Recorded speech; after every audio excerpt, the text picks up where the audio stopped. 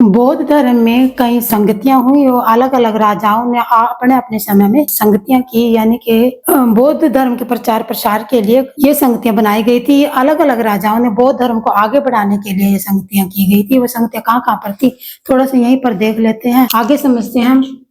प्रथम बौद्ध संगति कब हुई थी? 483 ईस्वी में हुई थी। ये किस राजा के काल में हुई थी? तो अजात शत्रु के काल में हुई थी। सप्तपूर्ण गुफा जो कि राजगृह में पड़ता है, 16 महाजनपदों का लेसन करवाऊंगी तो उस समय में आपको समझ में आ जाएगा ये 16 महाजनपद कौन कौन से थे। तो ये समझते आगे। राजगृह में हुई थी और महाकश्यप इसका उपाध्यक्ष था उस टाइम में, मतलब इसके संरक्षण में ये हुई थी, इसके महाकश्यप के। इसके बाद द्वितीय बौद्ध संगति हुई, ये 383 ईस्वी पूर्व, मैंने ये उस टाइम में ना उल्टी गिनती होती थी, 1500 से 1000, 1000 से 500 इस तरह उल्टे लिखते आते थे, ठीक है ना। तो द्वितीय बौद्ध संगति 383 ईस्वी पूर्व किसके काल में?